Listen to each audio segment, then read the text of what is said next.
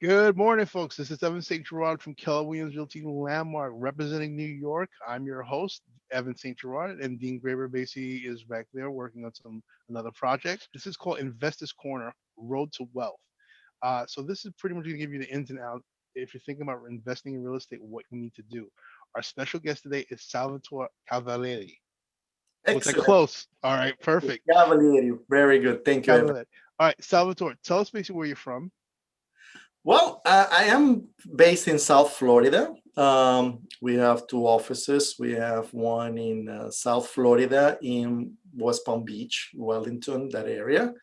And then we have another office in Central Florida, north of Orlando. So we cover Orlando all the way to the coast. On a personal basis, you can pick up some of my accent. I was not born in this country like many. I You were was born born from New York. You're from New York, right? a little bit more south, way more south than that. I was born in Venezuela and I came here to United States in 1988. So I spent most of my life here in the United States and most of my life working in real estate as well. Okay, so I want to thank you both, Evans and Jean, for this opportunity to answer all your questions regarding investment. It's a topic that is of passion to me. Have done it not only representing as a realtor with Remax, representing other agents, other investors, but also by myself. So I have lived through quite a few experiences, some interesting, let's put it that way, with tenants and investment properties in different sizes and shapes. Okay, so super, thank you. Huh? All right, so we want to set our goals because I'm looking at your background right now. I see the monopoly thing, so it kind of connects to what we're going to be talking about. So it's about setting goals. So you want to be an investor. What should you do first? Okay, first of all, you need to find out what is your real goal. The goal, sometimes people equate the goal with being a financial goal. Yes, a financial goal is a great goal, but what are you going to do with those rewards that you get out of that? So when I meet with people, I ask them, so what are you looking for? Cash flow, equity appreciation? Are you looking for both? Is this something that you need to do to defer taxes? Okay, especially attorneys CPAs. and doctors, they want to do that. So I started gathering an information because each goal is different for every person. Okay.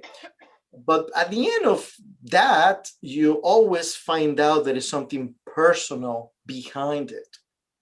And that is the key to that. See, you're going to invest money, you're going to buy a property, you're going to have it for the next amount of years. What are you going to do with the reward that you get? So a lot of people then they open up and they tell me very personal things, which is nice. So I know that it's because they have a grandmother that needs care probably in 10 years from now. They have a daughter that's going to go to college. I have one place like that. So they are planting the seeds today to reap the rewards in 10 years, 8, 10 years, depends. So it's important to have that goal. And when I talk to families and investors first time, I ask a lot of questions so they can find themselves. See, the questions are not for me. Yes, they're useful, but it's more for them so they can find themselves. Okay, so let's go through the process. I'm I want to buy property in your area. I want to buy an investment. So we're having our consultation as we speak. So what would be the questions that you would ask me? I will ask you, for example, um, are you looking for cash flow? Are you looking to receive equity appreciation or Let, both? let's say basically I want to do both. Okay, you want to do both. Excellent. The next question I would ask, have you had investment properties in the past? Because it is a key question because some lenders, they want, if it's a finance property, they want to know that you have experience. All right. In So in this this process, I don't have any experience. This is my first time investing. Okay, therefore, I will channel that to different lenders which are more lenient in terms of the knowledge of how to manage the property. Okay. So first, it will be the financial goal. Okay, In your case, you want both equity appreciation and you want cash flow. Excellent. Then we know there is some personal goal behind it. Let's say in 5 years, you want to upgrade. You can do a 1031 exchange and you want to move to a bigger property. Okay, that's down the road. So I already know that we need to get to that goal. Okay, once that is done, then what kind of experience do you have? No, I don't have. I do have. Okay, excellent. So I'll channel then to the different lenders. Right after that, then I will ask this particular question, which is a question that brings a lot of oof, what? Okay, so I ask this question point blank, Mr. Mrs. How do you create wealth in real estate? By cash Well, flow or equity appreciation?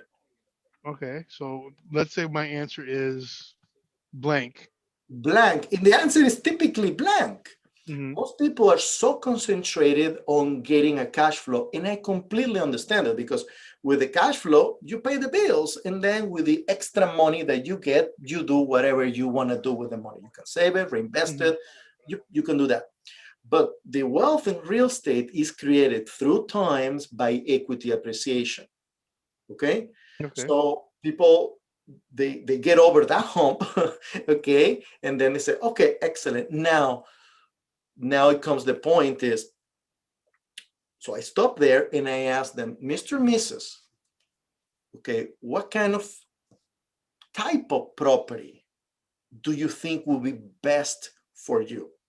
Even though I am the person there, I ask them, what do they think? Because investing is a personal relationship, and the person that is investing is going to do it for a long term and is doing for a family or personal purpose.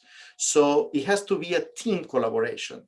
So I ask questions to let the people think. So Okay. I ask them, what type of property do you think you will be investing on? Well, you tell me, Sal. No, no, no. Which ones are you accustomed? See, All right. what happened is most people tend to live in an apartment. They want to Yep. buy an apartment for investment. People tend to live in a townhouse. They want to invest in a townhouse because that's what they know. People tend to buy what they know. Okay. And my job is with logic, try to break that mold, make them more open to ideas that will reap them the best rewards. So going back to the type of property, they tell me, I want to buy an apartment, I want to buy a townhouse, I want to buy a land. Okay, I want. Excellent, excellent. I listen to that. Then I tell them which one of the ones here will be the one that brings the most equity appreciation. They just don't know, and that is fine. It's my job to tell them. In general, in general, when you invest properties, these are the levels of importance. Let's put it that way, where you Okay. get the most bang for your money. And the bang for your money, it is in several shots, which I'm going to describe.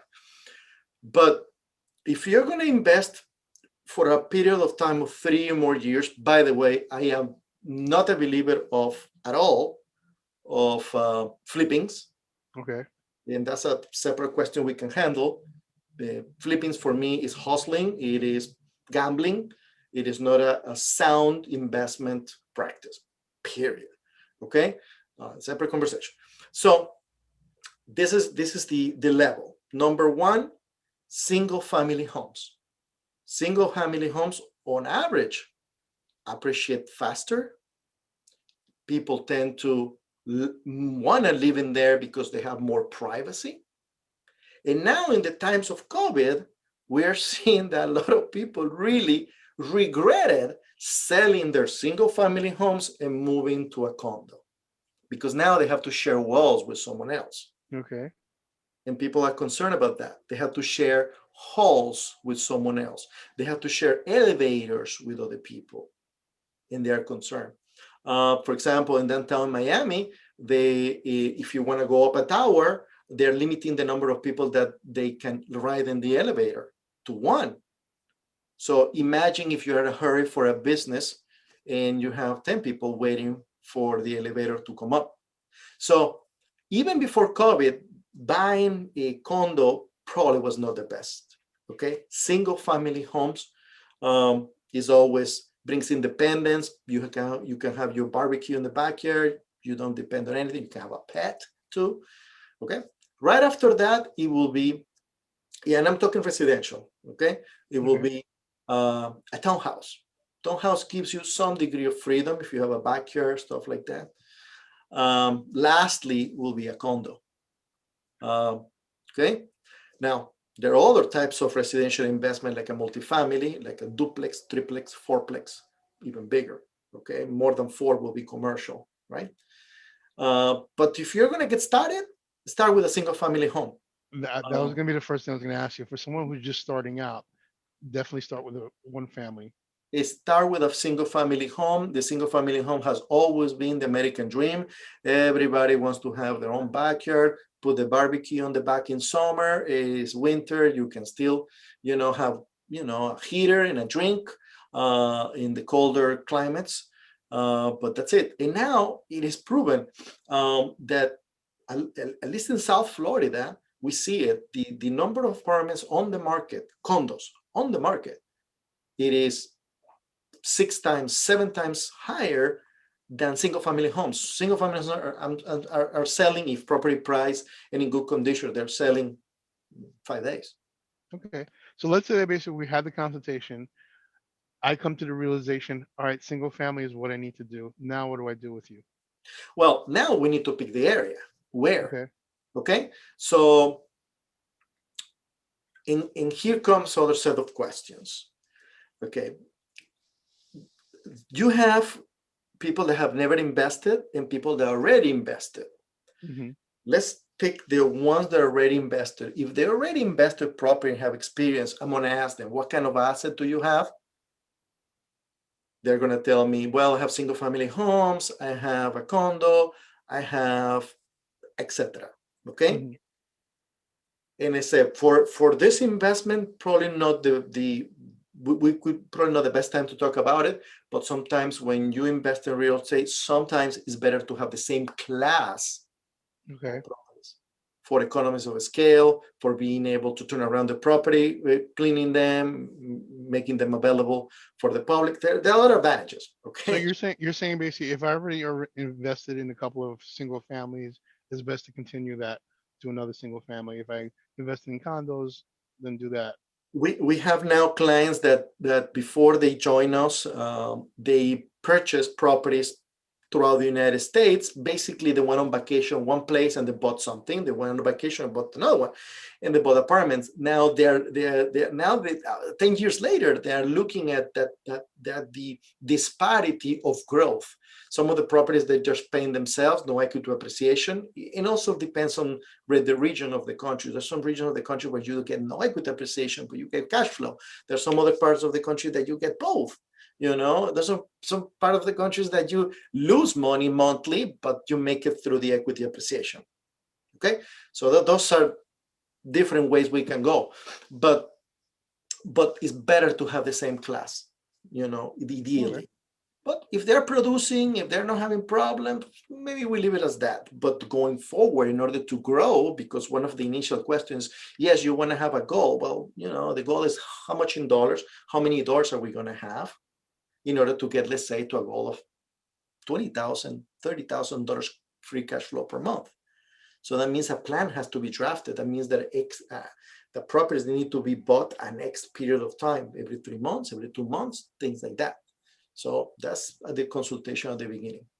Um, but basically, Evans is going back, seeing what kind of class they have, where they have it, okay, if they're producing or not, and some of them may stay the way they are. Okay. So now that we've found the location, we decided we want to buy in this region because of the school, because of the commute. It's going to be easy basically for whoever's buying, whenever Mhm, they buy the property, whoever they're renting to. Basically, it's got the school district basically that's probably going to be open to families mhm. and stuff like that. So let's say we've identified the area, we identified the property. Now we're having a consultation with you. We want to find out, is this going to be a good investment? Yeah.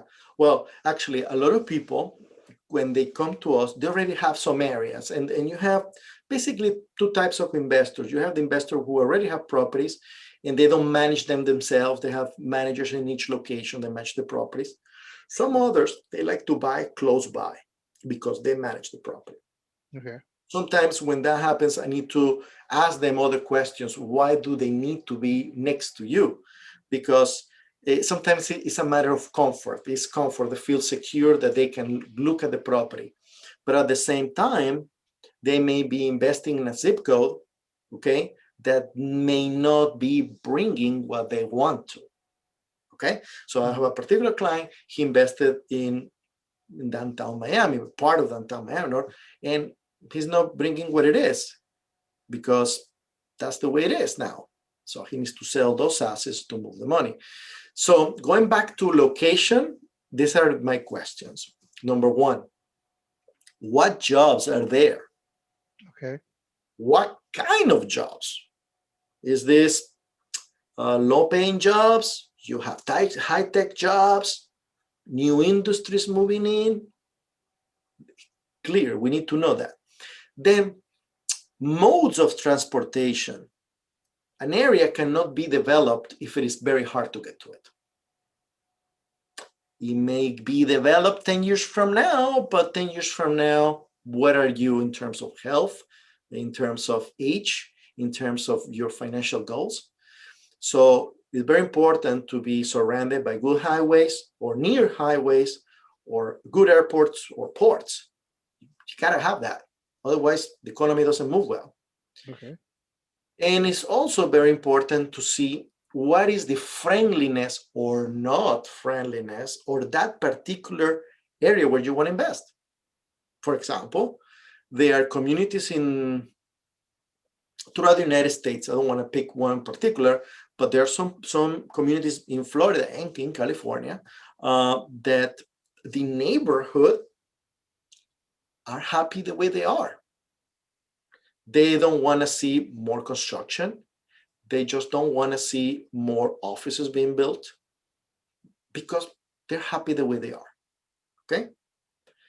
That is great if you're going to probably live in there and you don't care much about your home appreciating or not. By the way, your home is not an investment. Anybody that thinks that is wrong. A home is your home, okay? And should not be considered an investment. But anyway, but if you want to live in a kind of a sleepy community because you like it for whatever reason, fine. But that may not be the best fit for your investments. That's why we need to look at, let me recap. What jobs are out there? How many new jobs are being created? Is the city expanding in jobs or contracting in jobs? Detroit, probably contracting, okay? Expanding, probably Austin, Texas. Expanding, the east coast of Florida, central Florida, and somewhat South Florida, okay? Then highways, roads, airports, infrastructure. What is it? Is it there or not? That's another factor. Then the friendliness of the city hall of a particular city to bring in new businesses. And you want to know those details before some of these companies move in, so you're early in the party. Okay? So those are the things. Right after deciding that, we develop a tool in the office where we can punch in virtually any of the 15,000 zip codes in the United States. The United States has about 15,000 zip codes. And right there, we know what has happened in the past and what is currently happening in terms of growth, equity growth, and rent growth. And then from there, making a good educated decision because we know what's going on in the city. We know growth, we know jobs. Okay, now what has happened in the past with those zip codes? So we plug them into the computer and tells us, hey, look, this particular zip code has a growth that is a little bit more appealing than this one. Probably the entry point for that particular zip code is lower, and let's go over there. And that's how we select the location. Okay, and when we do this exercise, Some people, what they immediately think is, I need to get out of my area, my comfort area, if I really want to get to $50 or $100 in 15, 20 years. So I do that by showing people how it is done. You No bring one up a lot of interesting points. Yeah. Now, can you show us an example of we did the consultation, we found the location, we see what works for us, and we want to, we want to view which one will be best between, let's say, 2 or 3 locations. Yeah, okay. Look, I'm gonna share my screen from our tool, internal tool that we use. Okay, there you go here. Can you see my screen, Yep, Evan? I can see it. Okay. So I already pre-filled some zip codes, random zip codes, 32765, which is in Oviedo, which is Central Florida, north of Orlando. This will be northeast of Orlando.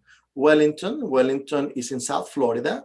It is a community north of Boca Raton, about 20 miles north of Boca Raton, west, really west. It's famous because there's a horse community there, a lot of polo grounds, etc., etc. Then I type a very famous zip code, which is, I think it's Tribeca in New York. Most likely that's Tribeca, yes. Yeah, and then next to it, Valley Stream, also in New That's in York, Nassau in Nassau County. County. And the last one here, let me move a little bit, Palm Coast. Palm Coast is a city north of Daytona Beach on the east coast of Florida. And it's an area that is growing. For years was very sleepy. Okay. But it grew. So let's go through here. So in this case, if someone wants to invest in Florida, clearly we will not have New York here. We will have other zip codes to compare. For example, this one in Oviedo, which is again north of, it will be about 35 minutes north of downtown Orlando, but to the east. So we're 40 minutes away from the water. Look at the growth. Last month, last quarter, last year, last 5 years, and last 10 years. So it's forecasted to keep on growing, 7.6. And the entry point is around 3 or 4, depending on the asset. Okay, it's an average. That is for equity. Now, and for the viewers that are watching that don't know what equity is, could you explain that? Okay, equity, very good question. Actually, equity, it is the growth in value of your property based on the area where it is, development that is happening. So let's say you buy something for 100 grand, year one, and in year two, you talk to an agent, you do a valuation of the property, and now the property is $120,000. Those $20,000 is your equity, is the growth, is the money that have grown out of the investment. Okay? If to compare it in another way, let's say you go to a bank, you deposit 100 grand, and at the end of the year, they give you $10,000. Well, the $10,000 is your interest, well, it's the equity. So real estate is the appreciation. And that's how you create wealth, because with equity appreciation, it kind of compounds. So let's say, for example, this particular area, let's see this one, Oviedo, let's say on a yearly basis, grows at 7%. So let's say you started with 100 grand, and in year one, at 7% will be $7,000, $7,300 increase in value, right? Okay, so that means that now year two, if the 7.3 continues, that means that it is compounded. The 7,300 that you gain is going to earn also 7.3% on top of that. So it is compounded, right? So that's very important. That's how you build wealth in real estate. Cash flow is nice, fine, pays the bills, but you got to put your money where the growth is. That's why it's so important to look at highways, airports, jobs being created, not losing population, increasing population, that kind of stuff. That's why Central Florida, for example, has a bright future. There's a lot of people moving into the area. Okay, this is not anymore just for tourism, way more. But let's go back to here. So equity appreciation is right here. Rent also, let's look at rent. How has rent increased on average? 4%, 10%, last quarter, last year, next 12 months. See, and this is the average rent price. Okay. $100. And we do this and we compare several C1. Let's say someone wants to say, well, I would like to invest in Wellington. Well, look in Wellington, the numbers are negative. Okay. And look at the entry point, $441,000, and then the numbers are negative. That means that you're going to lose equity. So if you started with 100 grand and the property is losing, I don't know, 3%, that means that you're going to end, and next year you're going to have only $97,000. So if I came into this thinking, all right, I'm going to invest in Wellington, and then you showed me this paperwork, this what you just showed me on the screen, and then I'm looking at my second option, which was the first one. I'm looking at, I'm weighing both numbers that we're seeing right here, and I'm like, all right, it would make more sense basically to go with the first option. Exactly. Okay. First option. Now let's move a little bit to the right. Palm Coast. Okay. And then we have New York, which we're very familiar. Well, Valley Stream is doing well, actually. Okay. And let's go to Palm Coast. Palm Coast is projected to grow a conservative 5.1%, Okay. which is nice. And these are conservative numbers, in my opinion. This is opinion now. These are facts because these are numbers, but I've seen what is being built in that area and the growth in that particular city is blocked in the north. In the north, you have a national park. So growth cannot go north, can only grow south. And the next big city south is Daytona Beach. And in Daytona Beach, you have a lot of restaurants, hotels, tourism, and all that has become a little more expensive in terms of Florida terms, living in Daytona. So people are moving up, going to Palm Coast. So and also that is the corridor, that part of the state of Florida on the east side is the corridor where you have the technologies and the companies that support the space exploration. SpaceX is launching rockets practically every 2 weeks into space. And you have a lot of companies setting up shop to support all those launches into space.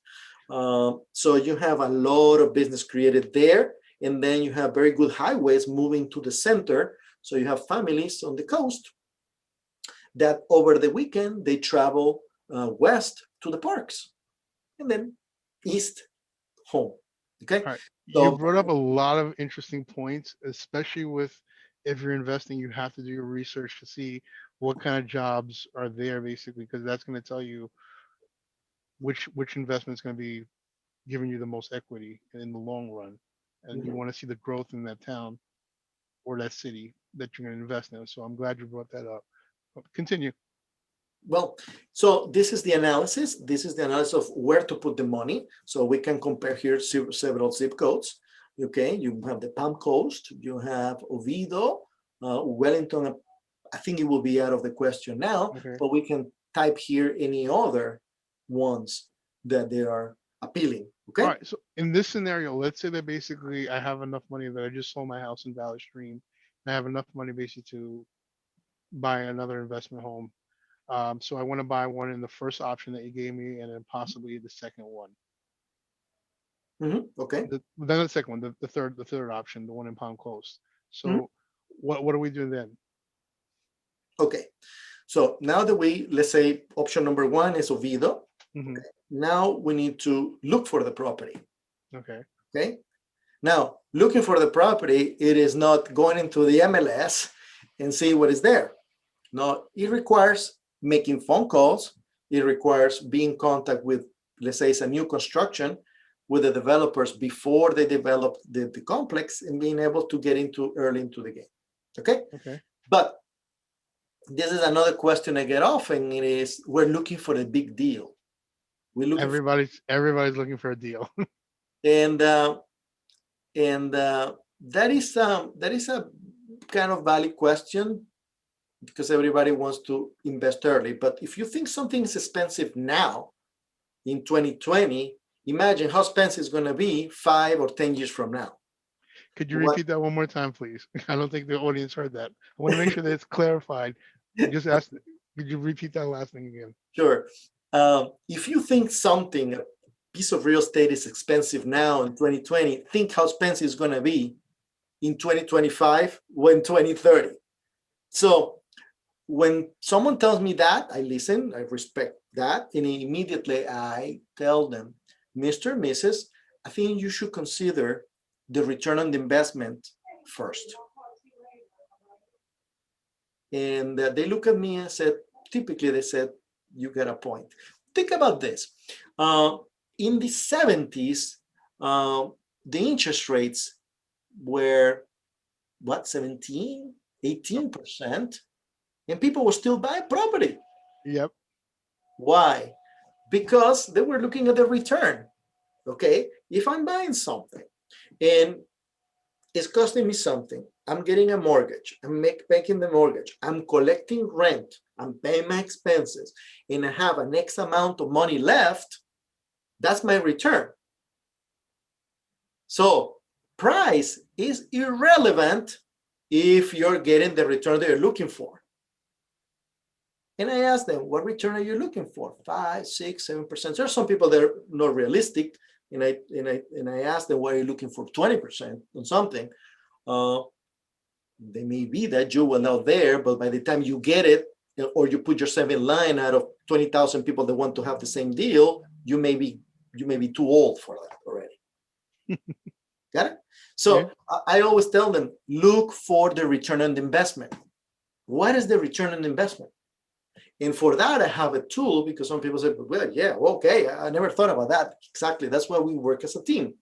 So this tool that you're seeing here, you're still looking at the calculator, correct? Yeah. I'm going to switch pages. Do you see this one called investment summary? Yes. Okay. I'm scrolling down.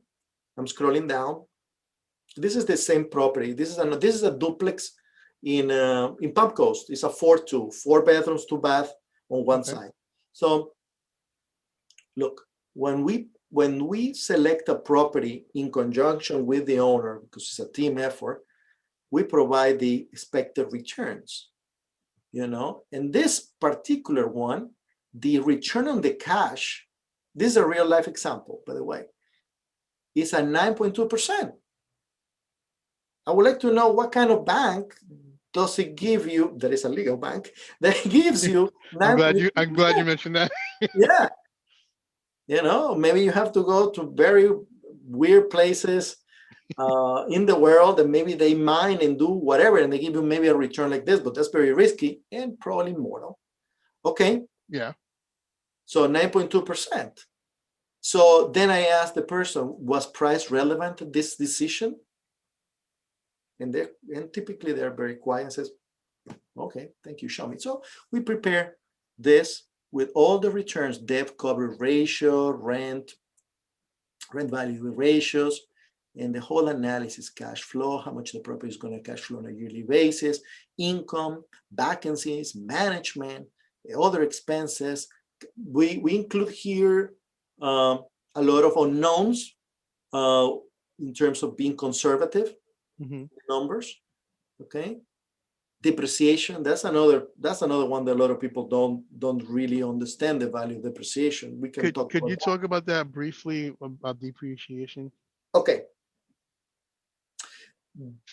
Depreciation, let's talk about depreciation in terms of the IRS definition of the depreciation. There is depreciation out there that people say, well, things are depreciating of value, now they're not worth the same. No. This is depreciation in terms of real estate. Okay, so it works like this.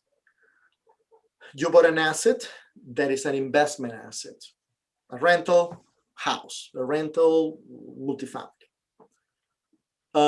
You paid a price. Let's say $1 million. Let's use bigger numbers. Okay? To think big. $1 million. And the property is going to be appraised by the tax authorities of the city. So let's say it appraised for tax purposes $700,000. Okay? Because $300,000 it would be probably the land that it was built on, and you cannot depreciate land. Okay. Okay? The only can do that is God. God created land, and nobody can touch it. So $1 million became now $700,000 depreciable item. Now, so let's stop there for a second. The IRS classifies properties basically in two big groups, residential and commercial, okay? If it is residential, it's depreciated on 27.5 years, and if it's commercial, it's 39 years, okay? So in this case, it's a duplex. It's just duplex. So it still falls into the residential. Therefore, it's going to be depreciated on 27.5 years. So what you do is the $1 million, you divide that by 27.5 years. The number that it gives you will be how much you can depreciate from your taxes. Actually, what you did is you created an expense that is taken down from the taxes, okay, from the investment. So it helps a lot to lower the taxable bracket of people. You, me, a doctor, an attorney, and all that. So that is depreciation, okay? In this case, for this particular asset, which is a $365,000 purchase price, the annual depreciation is $11,127. And it was done straight line. There are different types of depreciations, but let's keep it simple and let's call it straight line. When you have bigger assets, you can do 5-1 life for depreciation. There are other things that you can do, but let's keep it simple here. So depreciation here is 11,127. That means that is an amount that counts as an expense, because it's a virtual expense. You deduct that from your taxes. That is depreciation. Was I clear? Yeah. Okay, excellent. Now you have tax advantages will be depreciation, interest deduction per year, net operating expenses, total the tax deductions per year. On this property, you have about $35,000 to write off. So this will be very convenient for people that they're paying taxes, and they want to lower that in a constructive legal way. This is one way to do it. Okay. Then let's look at this thing. Remember, Evans, that a few minutes ago I mentioned about equity growth is what makes people wealthy in real estate. But you need to be patient. Anybody that is rushing is going to get burned. You need to be patient. Okay? Look at this. Say that last part one more time. You need to be what? Patient. You need to be patient, otherwise you're going to get burned. When it comes to wealth building, you have to be patient. Gotcha. It's not going to happen the first year, second year, and I'm going to show you why. And this is where I convert people that they are so cash flow focused to, okay, there is something better out there that I didn't know. And look at this right here. Let me move a little bit here.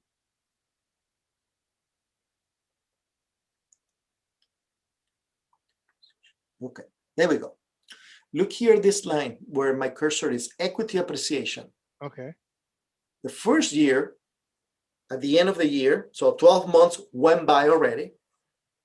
This property on the first year, by an appreciation of about 5.1% per year, which is the growth of the area, grew $18,000. So you have an equity of $18,000. Okay. Right there. Doing nothing, really. Next year, at the end of year 2, 37,000.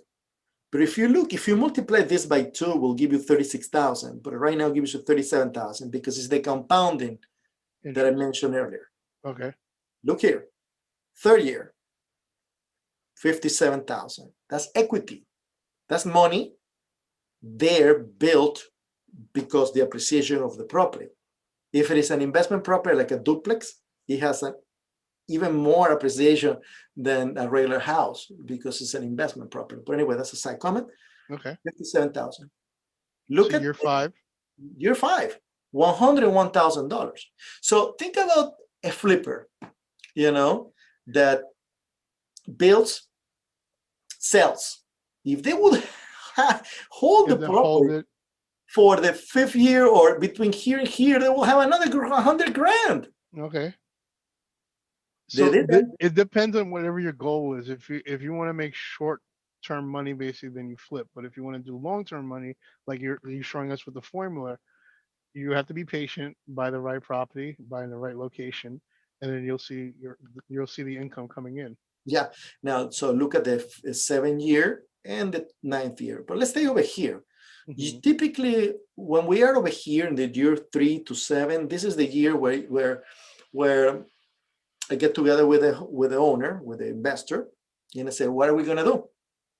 Are we going to pull money out to use as a down payment to buy another property? Are we going to sell this asset, do a 1031 exchange, and defer the taxes and buy a bigger and greater toy, real estate toy? Okay. What are we going to do? And this is the time, because here you built up the equity. Here is All it. right. So So that's this is good to where know people that basically you stay in contact with the investor also. With the correct. investor. This is a lifetime relationship. All right. That's the That's good. value. Yeah, that's the value. So, selling someone an investment and not being able to follow the property throughout the years, I don't think it's a full service.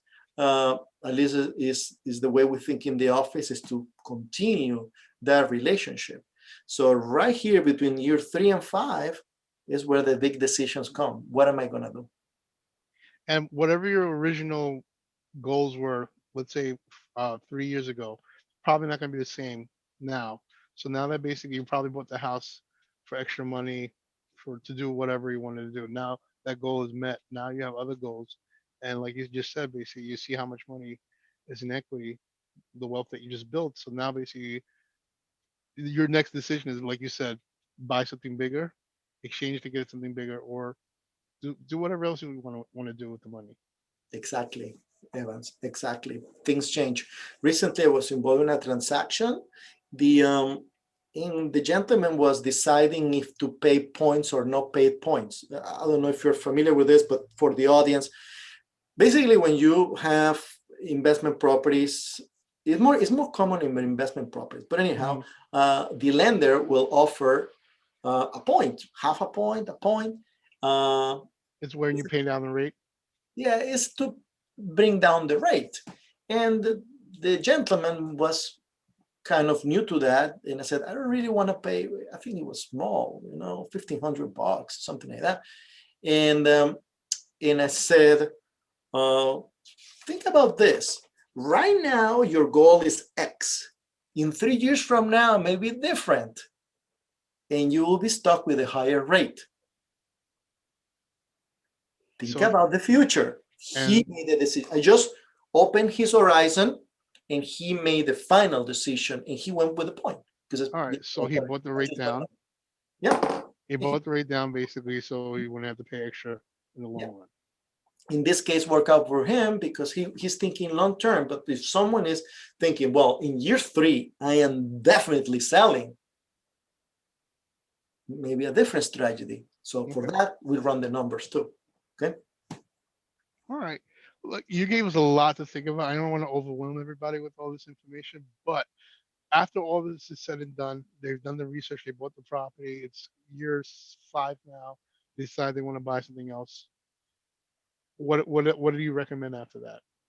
Well, we have to see what. Okay, future. We're talking about future now. Yeah.